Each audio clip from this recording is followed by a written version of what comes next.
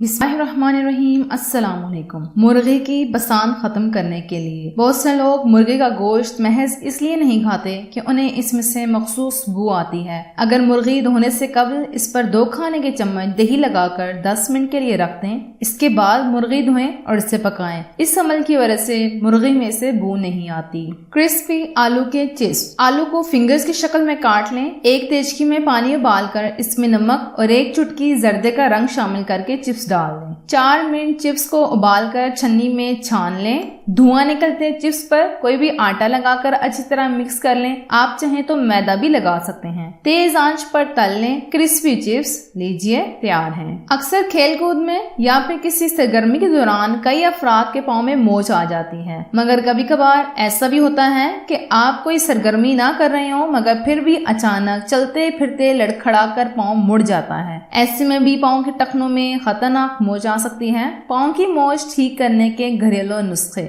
गरम पट्टी। पाँव की मोच आते ही सबसे पहला काम तो ये करें कि आप इसे हवा से बचाएं। फौरी तौर पर गरम पट्टी को पाँव पर अच्छी तरह बांध लें ताकि हड्डी को हवा न लगे। ऐसा करने से मोच के दर्द में बाकायदा कमी आएगी। आइस पैड या हॉट पैड। पाँव में मोच आ जाए तो टखनों पर और पाँव में जहाँ जहाँ दर्द हो वहाँ आइस पैड या हॉट पैड का इस्तेमाल करें ताकि टिश्यूज को सुकून मिले और दर्द कम होता रहे। ऐसा करने से आपके पाँव के टिश्यूज को आराम मिलेगा और सोजिश दूर हो जाएगी। Pain killer. आप ऐसी सूरत हाल में दर्द कम ना होने की वजह से पेन किलर का इस्तेमाल भी कर सकते हैं जो अंदरूनी सोजिश दूर करे और दर्द में कमी लाए। तेल या बाम का इस्तेमाल। पाँव में मोच आने की सूरत में पट्टी करने से पहले आप किसी भी अच्छे तेल या फिर बाम से पाँव की मालिश कर सकते हैं ताकि दर्द दूर हो जाए, सोजिश कम हो सके और पट्टों में नमी पैदा हो, जबकि पट्टों का खिंचाव भी इससे दूर हो जाएगा। फिर गर्म पट्टी कर लें और जितना हो सके पाँव को हवा लगने से बचा लें।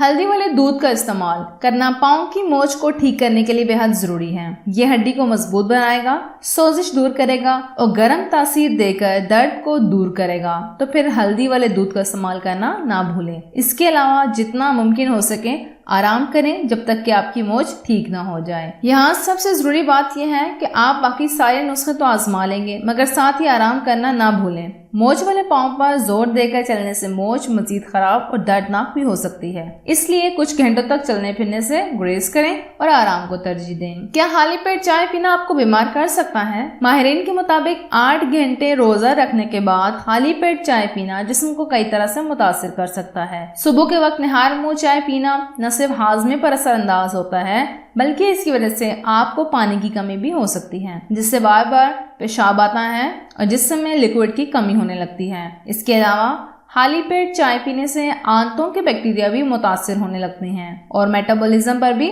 असर होता है, जिससे अपारा, गैस और बदहजमी होती है। बाज़ सूरतों में ये सर दर्द को भी मुतहरक कर सकता है। चाय में टैनिन्स की मौजूदगी खाने से आयरन जैसे ग़िज़ाई अज्जा के जज़ब होने में रुकावट बनती है। चाय पीने का सही वक्त और फिर तरीका क्या है? क्या सुबह चाय पीना आपकी सेहत को मुतासिर करता है? दूध के साथ या बगैर दूध के चाय पीना मेटाबॉलिज्म पर मुख्तलिफ असरात डाल सकता है। ताहम 1 कप चाय के साथ अपने दिन का आगाज पेट में तेजाबियत पैदा करता है, आपके हाजमे को मुतासिर करता है और तकलीफ का बायस बनता है। सुबह के वक्त चाय पीना अच्छा या बुरा? पाकिस्तानी और उनकी चाय से मोहब्बत बयान से बाहर है और चाय बनाने का तरीका भी इलाके के लिहाज से मुख्तलिफ होता है। मुल्क के शुमाली हिस्से में सुबह की चाय खुशबूदार मसालों, गाय या भैंस के दूध से बनाई जाती है, जबकि मशरकी हिस्से में चाय दूध के बगैर काली या सब्ज चाय की पत्तियों को पीने के गिर्द घूमती है। दूध या लीमू के टुकड़े का इस्तेमाल तेजाबियत पैदा करके हाजमे को मुतासिर कर सकता है। इसकी वजह यह है कि चाय में मौजूद कैफीन तेजाबी नोयत की होती है, जिसे लीमू में मौजूद साइट्रिक एसिड और दूध में लैक्टिक एसिड के साथ मिलाकर अपारा,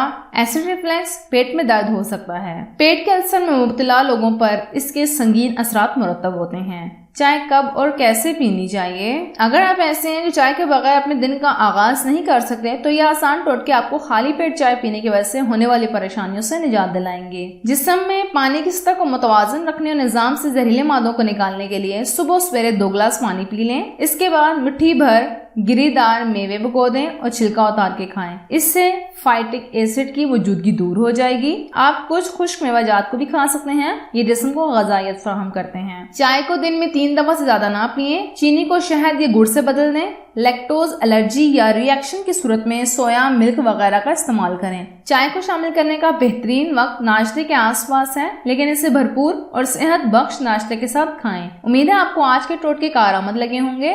वीडियो पसंद आए तो इसे लाइक और शेयर कर लीजिए। चैनल पर अगर आप पहली बार आए तो उसको सब्सक्राइब कर लीजिए बेल बटन के साथ। शुक्रिया।